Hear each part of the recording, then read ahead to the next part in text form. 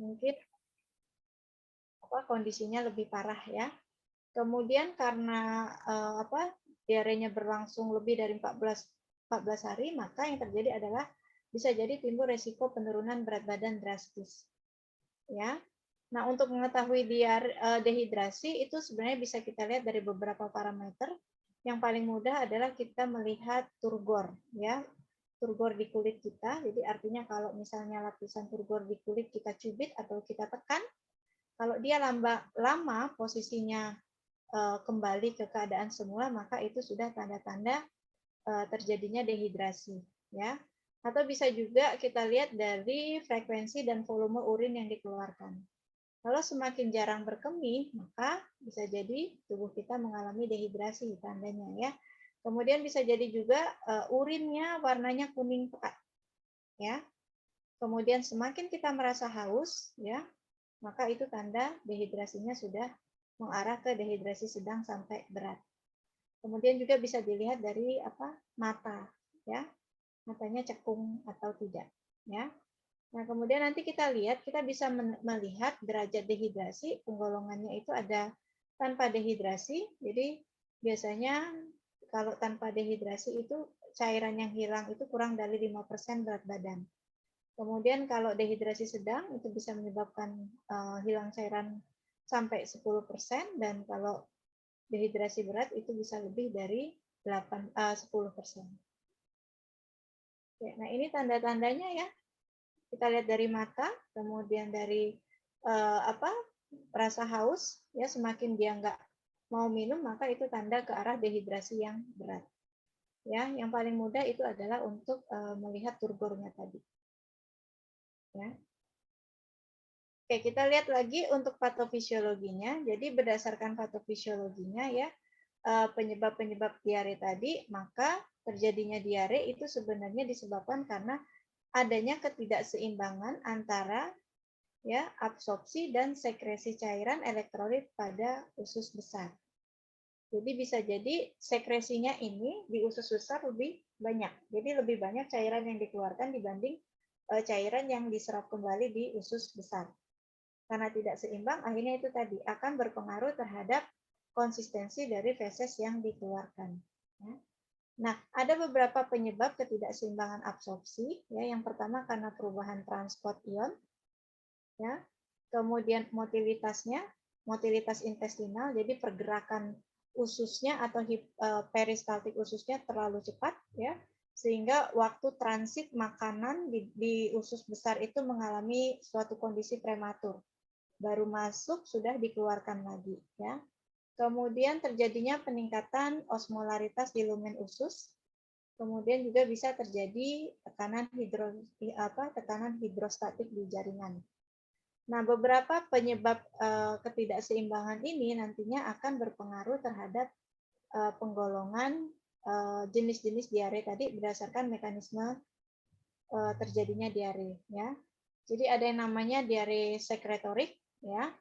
Ini karena ada invasi mikroorganisme sehingga menyebabkan peningkatan sekresi di lumen usus besar dan penurunan absorpsi air, ya. Kemudian diare osmotik, ini karena osmolaritas, ya, perbedaan osmolaritas akibat absorpsi cairan di intestinal. Kemudian eksudatif, nah ini oksudatif juga hampir sama kayak sekretorik ya, jadi kemungkinan karena adanya mukus atau protein atau darah yang masuk ke dalam saluran cerna, dan ini biasanya disebabkan oleh invasi mikroorganisme. Kemudian tadi yang terkait dengan peristaltik, ini adalah diare motilitas, ya, jadi ini terjadi karena perubahan waktu kontak antara kontak di usus halus, ya, terlalu cepat, ya, jadi belum sempat untuk diserap maksimal, dia sudah dikeluarkan. Nah, kemudian bagaimana kita melakukan penegakan diagnosa dari diare? Ya, yang pertama, ya, kita lihat dari pemeriksaan fisiknya, ya, mulai dari kondisi umumnya tadi, apakah terjadi tanda-tanda dehidrasi atau tidak. Kemudian bisa juga kita lihat bising usus, ya, jadi kita bisa lihat apakah terjadi hiperperistaltik, ya, peristaltik di usus. dan juga apakah disertai bunyi gemuruh di dalam perut, ya. Kemudian bisa juga kita tekan yang untuk mengetahui ada tidak kemungkinan nyeri abdominal, ya. Kemudian bisa juga kita tambahkan dengan pemeriksaan laboratorium, ya. Laboratorium ini untuk memastikan apakah di feses yang diperiksa itu terdapat mikroorganisme atau tidak, ya. Kemudian kita juga bisa melakukan endoskopi atau biopsi apabila memang terjadi diare kronis, ya, karena ada beberapa kasus seseorang yang mengalami diare terus-menerus berkepanjangan, ini takutnya ini mengalami resiko menderita kanker kolon, ya. Ini jadi untuk memastikan juga kita bisa lihat dengan pemeriksaan endoskopi atau biopsi. Kemudian kalau mau melihat di organ dalam apakah ada tumor atau apapun neoplasma, ya kita bisa juga melakukan pemeriksaan radiografi. Jadi sama prinsipnya ya, dilakukan melalui USG, di mana sebelum tindakan USG itu kita akan diberikan bubur barium sulfat, ya, yang merupakan zat diagnostik untuk nanti melihat bagaimana kondisi organ dalamnya. Nah, ini beberapa pemeriksaan fisik dan laboratorium yang bisa dilakukan untuk menegakkan diagnosa diare tersebut. Nah, kita kembali ke penata laksanaan terapi diarenya. Coba sekarang saya tanya, Ivariani, kalau misalnya kamu mengalami diare, apa yang kamu lakukan? Ya, kita nggak usah bicara diare yang spesifik dulu, diare yang non spesifik deh. Yang misalnya karena pola makan yang salah, ya, makan yang terlalu pedas, bisa jadi kan yang terlalu asam. Apa yang kamu lakukan coba? Minum obat, Bu. Ya, minum obat. Obat apa? Obat diare. Ya iyalah pasti obat diare, nak. Nggak mungkin obat sakit gigi, nak. Orang diare, nggak lucu kamu nih. Obat diarenya obat apa? Ya, kamu udah bisa nyebut tadi obat diare. Coba saya tanya, obatnya apa namanya? Jarang sakit perut, Bu. Saya nggak nanya sakit perut, saya nanya diare. Beda loh diare Iya. sakit perut kamu nih. Bicaranya Palingan ini obat apa itu yang Oralit itu, Bu? bener kamu jarang diare. Iya, Bu. Hebat dong ya. Alhamdulillah nggak pernah. Alhamdulillah sehat selalu ya. Coba deh kita tanya yang lain dulu. Qurratul Ayun, pernah diare nggak? Pernah, Bu. Ya. Apa yang kamu lakukan? Minum obat apa coba?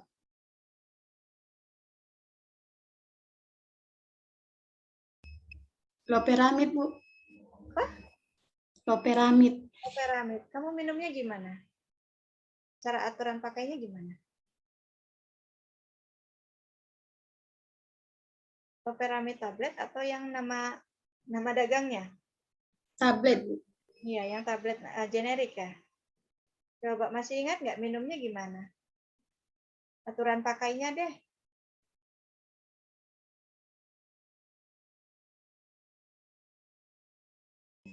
Setelah BAB, Bu. Ya setelah BAB terus apa? Kalau jawab tuh jangan sepotong, sepotong, sepotong.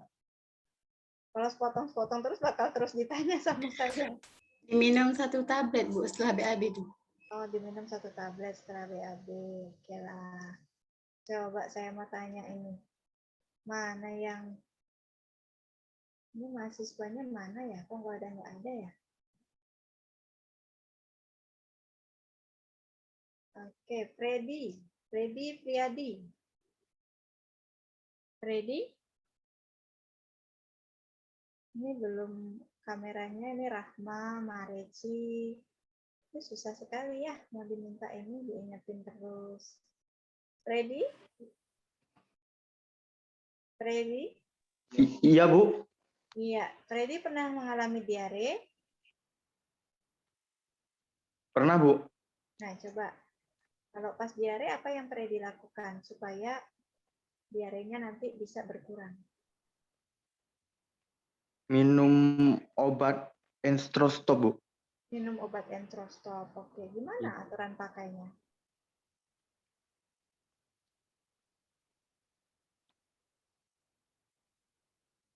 Saya Cara tanya, pakainya, ya Bu, cara pakainya diminum nah, setelah BAB. diminum setelah BAB berapa banyak minumnya?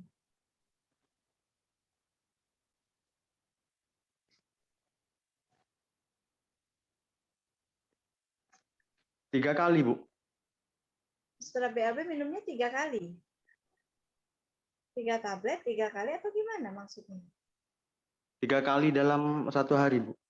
Berarti minumnya aturan pakainya 3 kali sehari 1 tablet gitu.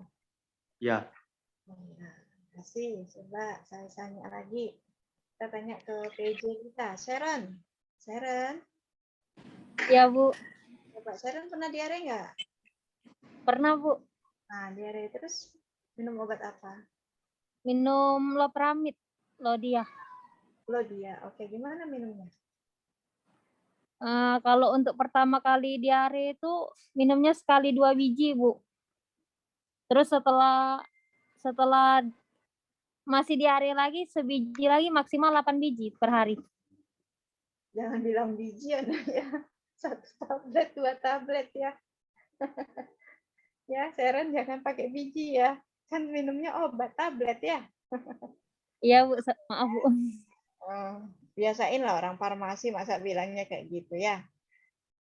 Jadi dari jawaban itu ini terlihat bahwa kalian tuh minum obat ya, udah tahu obatnya, iya benar obatnya salah satunya bisa pakai loperamid. Nah, tetapi kayaknya beberapa tadi yang saya tanya nggak tahu aturan pakai yang tepat ya. Pokoknya kalau minum obat kalau nggak 3 kali sehari ya 2 kali sehari. Sepertinya seperti itu ya aturan umum yang kalian pakai. Padahal kan kalau kita bicara aturan pakai itu kan tergantung dari sebenarnya kita lihat dulu tes setengah eliminasinya, lama kerjanya berapa. Jadi nggak mesti 2 kali sehari atau 3 kali sehari. Ya, yang benar itu adalah jawaban yang Sharon tadi.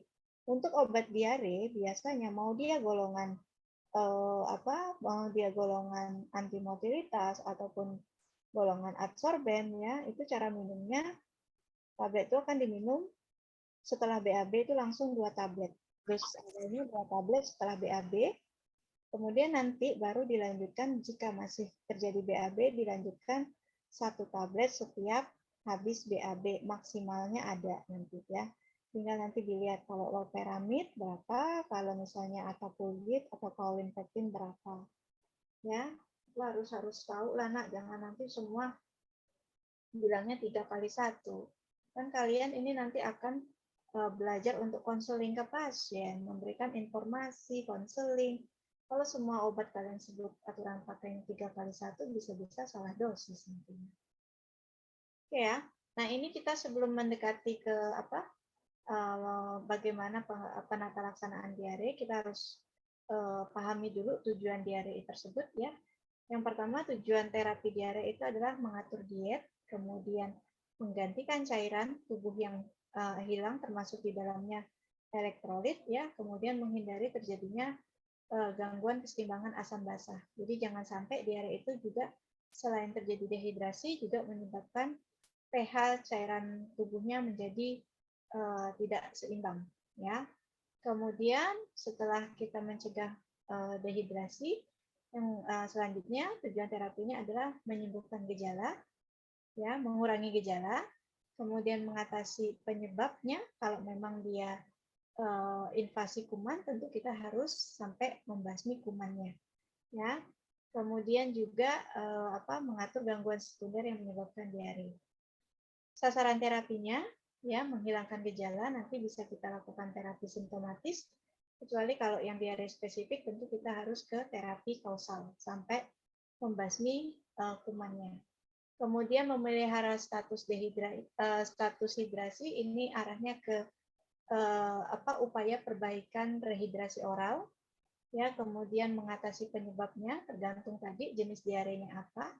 Kemudian ini memelihara status gizi. Jadi ini lebih ke arah untuk supaya si pasien tidak kehilangan nutrisi dan juga tidak terjadi gangguan keseimbangan asam maupun basa. Nah, Kemudian pendekatan umum, ya, ini beberapa yang disarankan.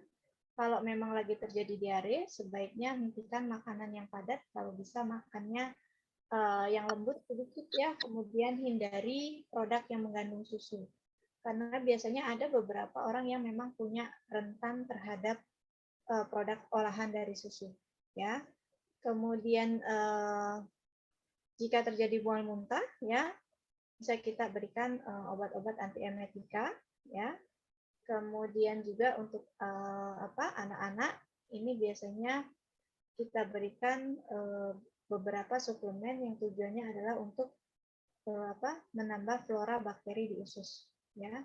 Kemudian yang perlu juga diingat, ya, kita harus tetap melakukan upaya rehidrasi ya sampai diarenya benar-benar berakhir. Jadi walaupun misalnya sudah misalnya sudah agak mendingan, tetap harus kita berikan cairan elektrolit lagi ya sampai benar-benar diarenya berhenti. Ya.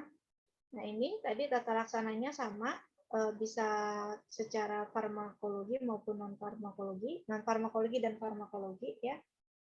Kalau bicara non-farmakologi tentu ke perbaikan ininya, nutrisinya ya. Kemudian hindari makanan yang bisa mencetus diare. Sementara untuk obat-obatnya ya kita bisa lakukan dulu. Yang pertama adalah upaya untuk mencegah jangan sampai timbulnya dehidrasi. Kemudian baru kita fokus ke penata laksanaan dari penyebab diare tersebut. Ya. Nah, untuk terapi farmakologi, ya, ini kita bisa berikan yang pertama garam elektrolit. Apa contohnya garam elektrolit yang kita berikan? Arsiska. Garam elektrolit apa yang kita berikan?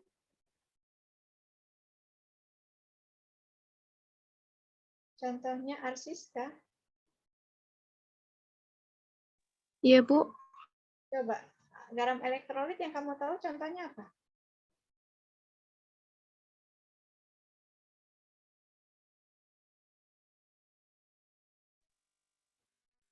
Ini mah connect aja, belajar enggak, masa enggak ada yang ingat. Trioktarina, garam elektrolit apa contohnya? Oral, Ibu. Valid. Oke. Made ayu, obat antimotilitas, contohnya apa? Antimotilitas.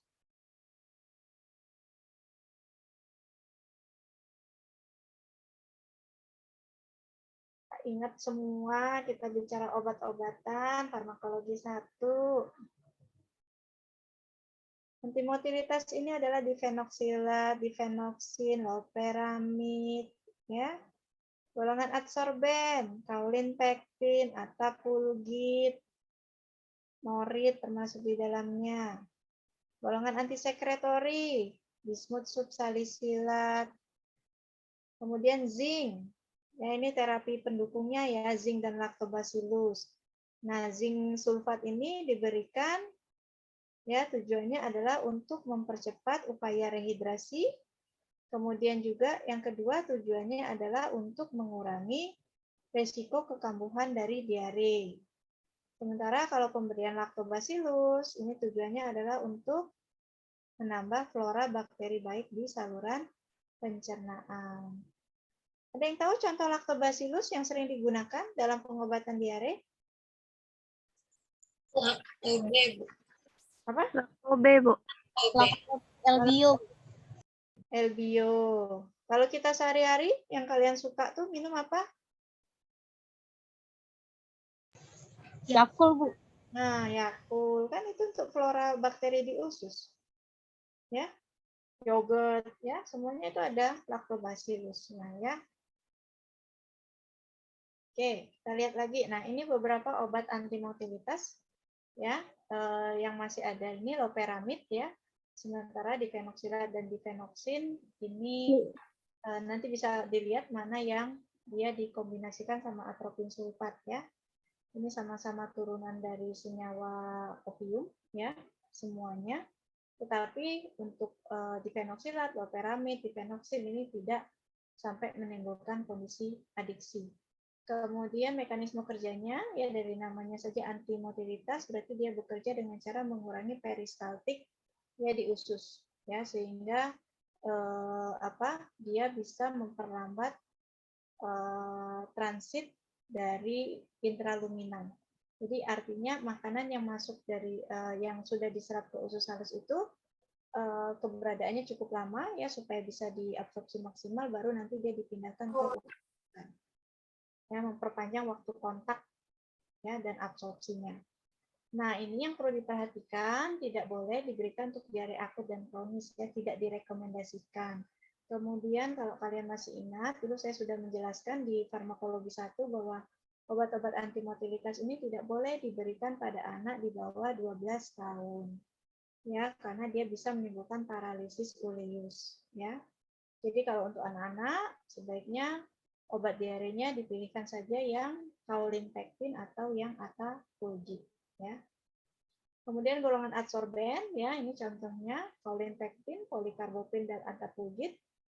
Ini bisa digunakan untuk mengurangi gejala pada diare akut maupun kronis. Kemudian dari segi keamanannya dia cukup aman dibandingkan golongan yang lainnya. Tetapi kekurangannya satu, ya untuk golongan adsorben ini bisa mempengaruhi bioavailabilitas obat lain.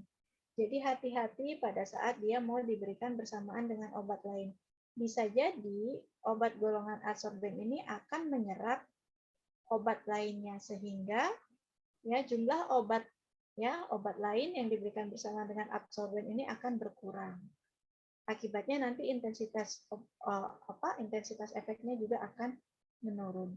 Ya, ini yang kekurangan dari golongan adsorben ini. Ya, tapi kalau dari keamanan tadi aman. Oke, kemudian bismut subsalisilat ini adalah obat golongan antisekretori. Ya, dia punya kelebihannya bisa punya efek antisekresi, antiinflamasi dan juga antibakteri. Kemudian tadi yang sudah saya jelaskan ini lactobacillus untuk memperbanyak flora bakteri di usus. Kemudian zinc tadi tujuannya ya ini untuk mempercepat upaya rehidrasi dan juga mengurangi kambuhan diare berulang. Yang harus diperhatikan ya untuk penggunaan zincnya ini. Zinc sulfat ini harus digunakan secara berturut-turut selama 10 hari. Walaupun kondisi dari pasiennya sudah membaik, tapi tetap ya ini harus diminum selama 10 hari. Nanti dosisnya kalau dewasa 20 mg 1 tablet, tapi kalau anak-anak itu sekitar 10 mg. Nah, ini yang harus kalian pahamin ya tata laksana dari diare akut ya. Kelihatan ya. Jadi kalau misalnya seseorang datang dalam kondisi diare, maka yang kita lakukan adalah kita lihat dulu, kita tanya dulu riwayat penyakitnya, kemudian bisa juga kita lakukan pemeriksaan fisik. Ya. Nah, dari riwayat penyakit yang diderita kita bisa mengetahui apakah diarenya ini masuk ke diare akut atau kronis. Kalau diare akut berarti kejadiannya itu kurang dari 3 hari. Nah, kalau sudah dia masuk kategori diare akut, ya, maka kita harus telaah lagi, disertai demam atau tidak, ada gejala demam atau tidak. Ya, kalau misalnya tanpa gejala demam, bisa jadi ini diarenya karena misalnya pola diet, ya, kemudian bisa jadi karena salah makan. Apa yang kita lakukan? Kita lakukan terapi simptomatis, ya, untuk mengurangi gejala yang dirasakan. Yang pertama apa? Lakukan upaya rehidrasi, pengembalian cairan tubuh yang hilang, kemudian kita bisa berikan obat-obat mulai dari golongan adsorben atau loperamid, tergantung nanti kita lihat umurnya. Kemudian kita atur dietnya, jadi misalnya kalau terjadi pada balita, ya usahakan biasanya kalau balita mengalami diare itu nggak boleh dulu minum susu boleh, ASI boleh, tetapi kalau susu formula biasanya akan diarahkan ke yang rendah laktosanya, ya seperti itu. Kemudian kalau misalnya dari diare akut tadi dia ada timbul gejala demam, maka kalau ada timbul gejala demam yang kita sarankan adalah pemeriksaan laboratorium. Ya biasanya kalau ada demam itu mengarah ke adanya mekanisme perlawanan tubuh terhadap benda asing yang masuk, termasuk mikroorganisme. Nah bisa jadi nanti kita lihat apanya, kita lihat misalnya ada tidak mikroorganisme atau kita lihat juga kadar leukositnya berapa. Kalau leukositnya jumlahnya melebihi batas normal di atas 6.000 ya biasanya itu sudah mengarah ke kemungkinan adanya infeksi di dalam tubuh. Ya. Nah, kalau misalnya hasilnya negatif setelah pemeriksaan laboratorium, maka tetap nanti terapinya seperti yang terapi simptomatis tadi. Nah, tetapi kalau misalnya hasilnya nanti ditemukan ada infeksi, ada dalam fesisnya ditemukan ada mikroorganisme atau parasit, maka yang kita lakukan selain terapi simptomatis, kita juga melakukan eradikasi kumannya. Ya, jadi penyebab invasi kumannya itu kumannya harus kita basmi. Ini yang diare akut. Sekarang kalau yang diarenya kronis gimana? Nah, ini kita lihat. Ya, kalau diare kronis biasanya diarenya lebih dari 14 hari, ya. Nah, kita lihat kalau diare kronis itu nanti kita lakukan juga kita analisa, kita cari riwayat penyakit pasien itu, ya, kita bisa telaah dari anamnesanya, ya. Misalnya kemungkinannya ke arah mana? Apakah misal kemungkinannya karena memang ada infeksi, ya, atau misalnya karena ada peradangan, ya, peradangan di bowel syndrome, ya, irritable bowel syndrome (IBS) biasanya, atau memang seseorang itu mengalami kondisi malabsorpsi. Jadi absorpsi nutrisi di saluran cerna itu mengalami gangguan sehingga timbullah diare berkepanjangan. Atau bisa jadi karena kemungkinan adanya neoplasma atau tumor, ya, di dalam kolon misalnya. Atau mungkin saja karena penggunaan obat-obat tertentu, ya, atau bisa jadi memang karena ada gangguan di motilitas saluran cerna, ya. Nah, kalau semua kemungkinan penyebab diare kronik ini sudah kita bisa tentukan ke arah yang mana, tentu nanti kita akan melakukan terapi yang tepat. Ya. Tapi kalau misalnya dari sini kemungkinan sudah ada, kemudian juga kita tambah lagi dengan sarankan pemeriksaan laboratorium, pemeriksaan endoskopi, ya, misalnya. Kemudian ya biopsi, ya, untuk memastikan ke arah yang mana penyebab diare kronik tadi. Nah, dari sini nanti kita tinggal lihat hasilnya, ya, apakah memang ada diagnosa tertentu, ya. Misalnya kalau ditemukan adanya gangguan, ya, gangguan hormonal yang berpotensi menimbulkan neoplasma atau tumor, maka terapinya tentu kita harus fokusnya ke tumornya tadi, ya. Tetapi kalau misalnya diarenya karena penggunaan obat-obatan tertentu nih, setelah ditelaah karena pasiennya ini rutin menggunakan tadi misalnya penghambat pompa proton. Artinya apa? Obat ini tidak cocok sama pasien tersebut, maka sebaiknya kita pilihkan untuk mengatasi misalnya tupak lambungnya, kita pilihkan obat yang tidak menimbulkan efek samping diare, ya. Karena kalau tetap kita lanjutkan bisa jadi nanti si pasien malah berisiko tinggi mengalami dehidrasi. Tapi kalau tidak ada arah dari hasil diagnosa tidak mengarah ke kemungkinan terjadinya diare kronik, maka yang kita lakukan adalah sama seperti ke arah terapi diare akut. Yang pertama adalah lakukan upaya rehidrasi, ya, pengembalian cairan, kemudian baru kita lakukan terapi simptomatis, ya. Oke, ini sekedar mengingatkan lagi, ya, beberapa obat-obat diare. Yang pertama mulai dari obat yang digunakan untuk rehidrasi oral, upaya rehidrasi, yaitu Oralit. Nah, harus diingat, ya, apa saja komponen Oralit, ya. Ada natrium, ada kalium, ada gulanya, ya. Kemudian ini obat diare mulai dari antimotilitas, ya. Kemudian adsorben. Nah, ini bisa dilihat nih. Loperamid, dosis awalnya 4 mg, 2 tablet, kemudian 1 tablet setiap habis BAB. Maksimal 16 mg, 8 tablet. Kita lihat lagi, Atapulgit. Nah, Atapulgit 1.200 sampai 1.500. Ya, 1 tabletnya itu 600 mg, berarti 2 tablet. Ya, setiap habis BAB. Bukan setiap habis dosis awalnya. Untuk pertama kali BAB 2 tablet, kemudian nanti dilanjutkan lagi setiap jamnya itu, ya, nanti setiap habis BAB 1 tablet maksimal dalam 1 miligram. Ya, ini obat antisekretori dan ada lagi yang oktriotit ya. Nah, yang penting di sini adalah bagaimana kita mengevaluasi hasil terapi atau tata laksana diare yang sudah kita berikan ya. Keberhasilan terapi diarahkan pada perbaikan tanda dan gejala serta hasil analisa laboratorium.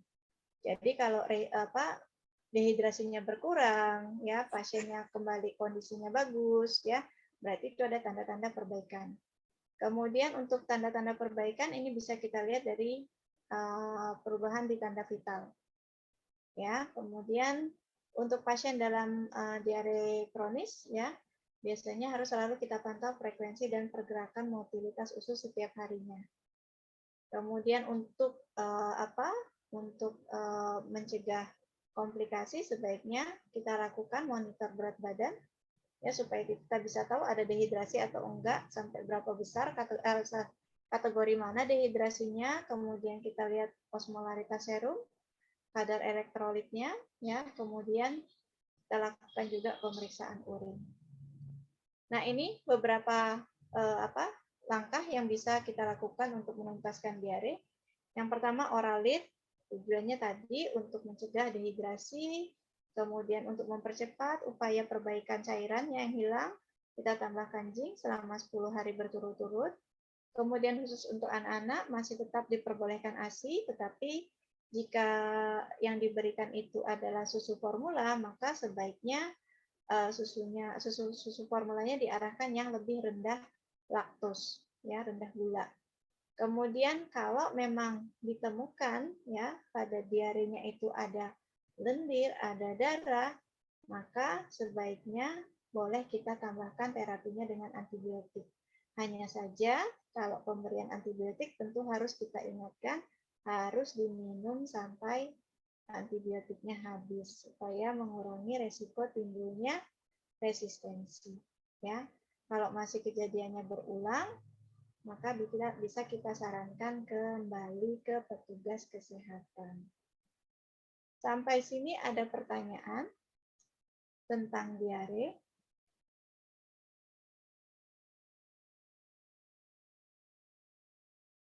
Ada pertanyaan? Tidak ada? Nggak ada?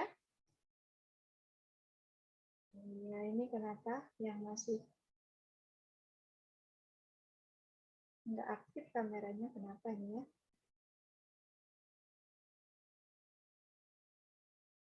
Clara mana Clara? Windra. Suci.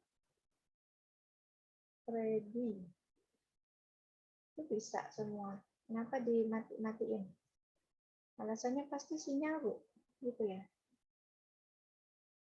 Oke, kita masuk ke konsultasinya belum dibuka sebentar ya.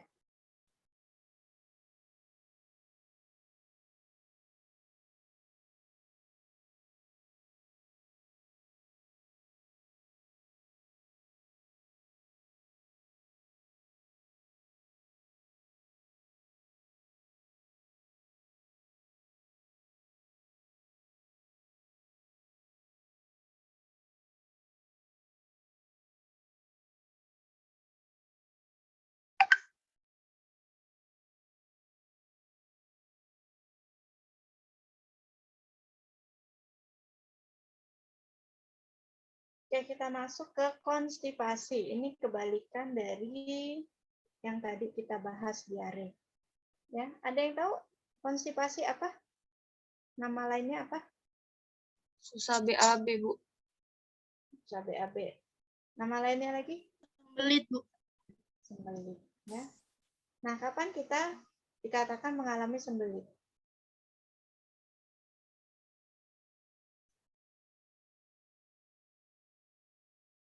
Ayo, ada yang tahu nggak?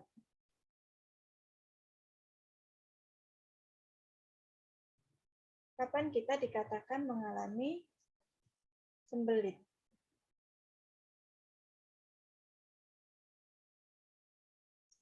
Ada yang tahu nggak? Masa nggak ada yang tahu? susah BAB. Iya, susah BAB. Terus? Susah BAB? Dalam seminggu tuh dia kurang dari 3 kali diare, BAB-nya, Bu. Kurang dari 3 kali. Ada yang lain? Kebiasaan menahan BAB juga, Bu. Kebiasaan menahan BAB. Ada yang lain lagi? Lebih dari 3 hari. Lebih dari 3 hari apanya? Lebih dari 3 hari. BAB-nya? Iya, Bu. Lebih dari 3 hari tidak BAB. Lebih dari 3 hari tidak BAB ya. Coba kita ini.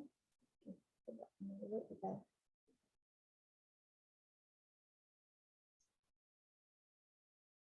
Pindah nggak? Nah ini pindah nggak? Pindah? Iya, Bu. Pindah, Bu. Ya, Bu. Kita lihat dulu definisinya ya. Jadi dikatakan kondisi konstipasi atau sembelit itu adalah periode BAB yang kurang dari 3 kali ya dalam 1 minggu itu untuk wanita dan kurang dari 5 kali biasanya untuk pria ya, atau periode lebih dari 3 hari tanpa pergerakan usus. Tapi benar ada yang bilang BAB-nya tiap 3 hari baru ya. Nah tentu definisi ini tidak memandang apakah seseorang tersebut tercukupi asupan seratnya ya. Nah, biasanya kesulitan defekasi juga ini sering kita asumsikan sebagai konstipasi. Ya, kesulitan defekasi itu artinya apa? Pada saat buang air besar ya, seseorang itu selalu harus mengedang ya, sampai mengeluarkan tenaga yang ya cukup kuat lah ya untuk mengeluarkan fesesnya tadi. Nah, kondisi yang seperti itu juga sebenarnya dikatakan seseorang juga mengalami konstipasi ya. Oke. Nah, yang perlu kita ingat bahwa konstipasi itu sebenarnya bukan suatu penyakit, hanya saja konstipasi itu kita sebut sebagai gejala yang mengindikasikan adanya suatu permasalahan di dalam tubuh kita atau adanya penyakit ya. Kemudian karena dia merupakan gejala ya dari ada suatu penyakit di dalam tubuh, maka untuk konstipasi ini kita bisa golongkan menjadi 2, ada konstipasi yang sifatnya primer dan ada yang sifatnya sekunder. Ya. Oke, yang sifatnya primer ya yang sifatnya primer itu bentar ya.